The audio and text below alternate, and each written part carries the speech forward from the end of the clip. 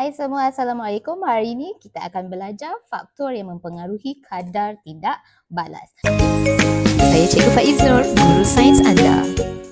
Mengikut standard pembelajaran, kita perlu jalankan eksperimen untuk mengkaji faktor yang mempengaruhi kadar tindak balas.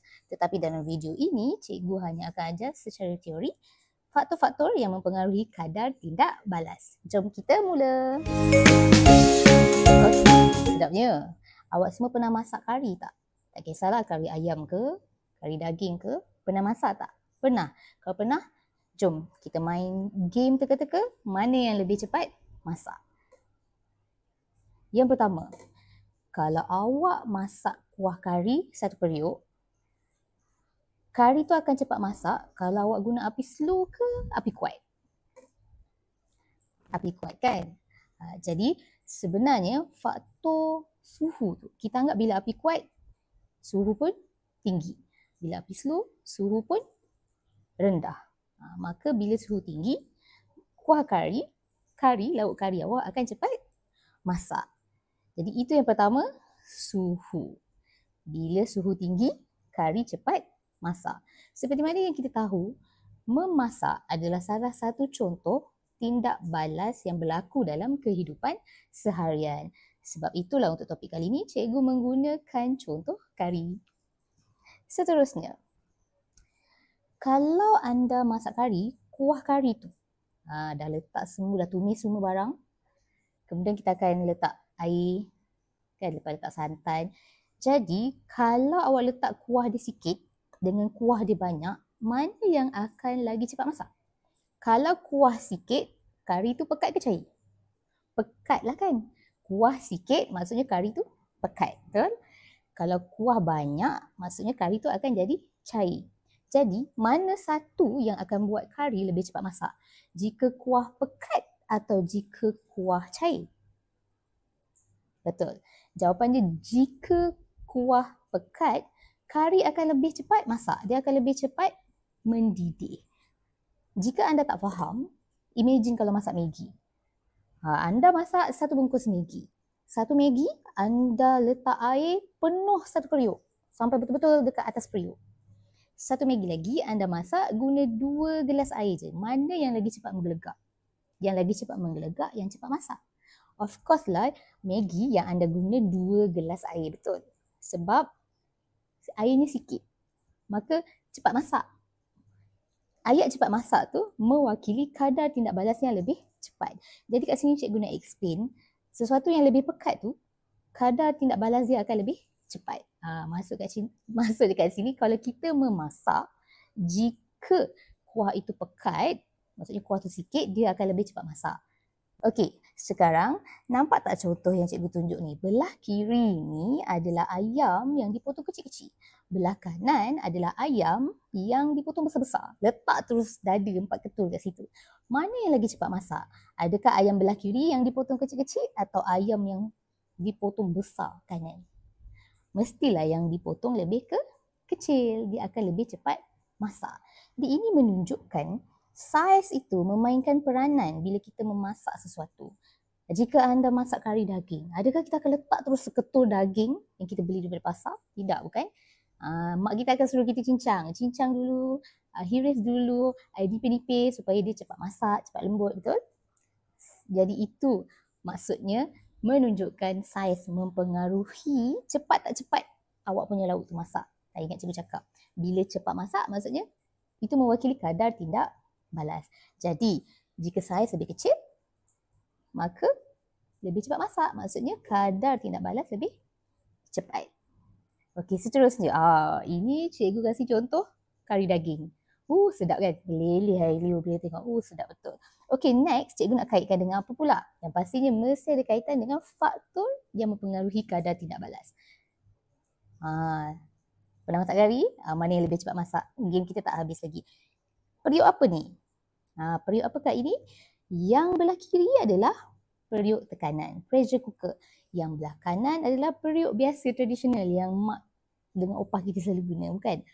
Jadi sebenarnya cikgu nak tanya, sekarang masak kari daging pula ataupun sup tulang ke, kita guna periuk tekanan ke kita guna periuk buaya belah kanan ni yang akan membuatkan daging lebih cepat masak, lebih cepat lembut?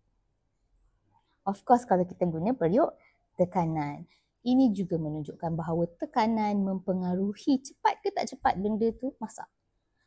Dan menunjukkan juga kadar tindak balas. Maksudnya kat sini, cikgu nak sampaikan tekanan akan mempengaruhi kadar tindak balas. Okay, next. Tiba-tiba ada tips nak lembutkan daging. Banyak tips kan? Kita tengok. Ada yang tips letak sudu. Rare kan? Letak sudu ada, letak baking soda, letak cuka, nenas, macam-macam. Jadi tips-tips ni adalah untuk lembutkan daging kan. Bila kita letak benda tu, daging tu cepat lembut. Ini sebenarnya merujuk kepada mangkin. Sebab tugas mangkin ni adalah dia mempercepatkan kadar tindak balas. Bila kita letak dia, kadar tindak balas jadi lagi cepat. Bila kita letak dia, kari daging kita lagi cepat masak. Ataupun kalau awak tak faham kan, nak mudahnya, contohlah awak ada kancil. Kancil awak slow sangat, awak nak laju, awak letak enjin tebu. Enjin tebu tu adalah mangkin sebab dia melajukan kereta kancil awak. Jadi ingat, mangkin ni tugas dia untuk mempercepatkan kadar tindak balas. Jadi jelas tak dengan game kita mana yang lebih cepat masak ni? Kan?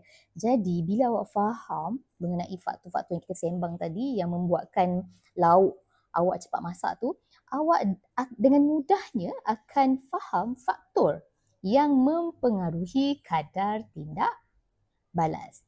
Jadi seperti mana kita sembang sebelum ni, ada 5 faktor yang mempengaruhi kadar tindak balas. Yang pertama, cikgu tanyakan, guna api kuat ke guna api kecil? Baru kari awak, Maggi awak cepat masak. Of course guna api besar kan. Jadi kita anggap, nak mudah faham, kita anggap api besar, suhu tinggi. Jadi sebenarnya suhu mempengaruhi tindak balas, di mana semakin tinggi suhu, semakin tinggi kadar tindak balas. Bila kadar tindak balas tu tinggi, maksudnya dia berlaku dengan cepat. Okay, next. Faktor kedua. Faktor kedua adalah kepekatan bahan tindak balas. Ini kita kaitkan dengan kuah. Kuah tu pekat atau cair. Jadi semakin tinggi kepekatan, awak tahulah semakin tinggi kadar tindak balas. Maksudnya dia cepat. Dia cepat masak. Bila kita guna kuah tu sikit, dia pekat, dia cepat masak lah, cepat menggelegak. Yang ketiga adalah saiz bahan tindak balas. Semakin kecil saiz bahan, semakin tinggi kadar tindak balas. Kenapa? Sebab luas permukaan tu dia semakin besar bila sesuatu benda tu kecil. Faktor seterusnya adalah tekanan. Ini yang kita guna pressure cooker atau periuk biasa tadi kan. Jadi, tekanan bahan tindak balas, dan dalam kes ni selalunya dalam keadaan gas, dia akan mempengaruhi kadar tindak balas. Di mana semakin tinggi tekanan pada bahan tindak balas, semakin tinggilah kadar tindak balas. Dan faktor yang terakhir, faktor yang kelima yang mempengaruhi kadar tindak balas adalah kehadiran mangkin. Segala tips-tips yang digunakan untuk lembutkan daging tu kan, itu kita anggap dia mangkin. Mangkin tu tadi akan meningkatkan kadar tindak balas. Contoh dekat sini adalah contoh basuh baju. Kenapa? Kenapa contoh basuh baju? Sebab ada enzim semula jadi selalunya dalam deterjen yang mana dia akan mencerna kekotoran yang ada pada baju.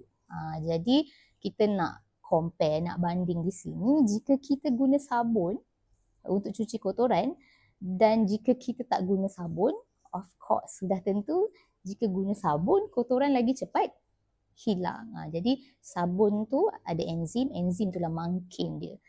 Bila kita cakap dia meningkatkan kadar tindak balas, cepatlah bersih kotoran tu berbanding jika kita sental sendiri, guna berus sahaja, tak letak deterjen. Jadi dekat sini kita ada 5 faktor yang mempengaruhi kadar tindak balas. Cikgu harap awak dapat faham dengan jelas. Faktor seterusnya adalah tekanan. Ini yang kita guna pressure cooker atau periuk biasa tadi kan.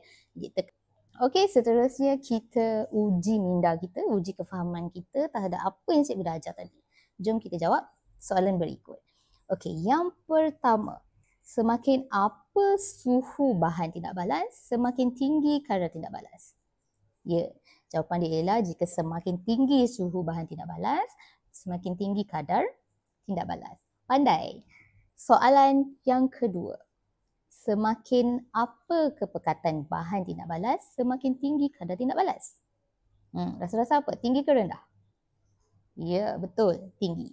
Semakin tinggi kepekatan bahan tindak balas, semakin tinggi juga kadar tindak balas. Soalan ketiga, semakin ... saiz bahan tindak balas, semakin tinggi kadar tindak balas. Jawapan dia apa? Besar ke kecil? Betul. Semakin kecil saiz bahan tindak balas, semakin tinggi kadar tindak balas. Seterusnya, soalan nombor 4. Kehadiran apa yang akan mempercepatkan kadar tindak balas? Betul. Kehadiran mangkin, bijak. Dan yang terakhir, soalan nombor 5. Bahan tindak balas dalam berkeadaan gas menggunakan faktor tindak balas? Betul. Tekanan. Wah, dah pandai. Cikgu harap awak dapat faham topik ini dengan baik.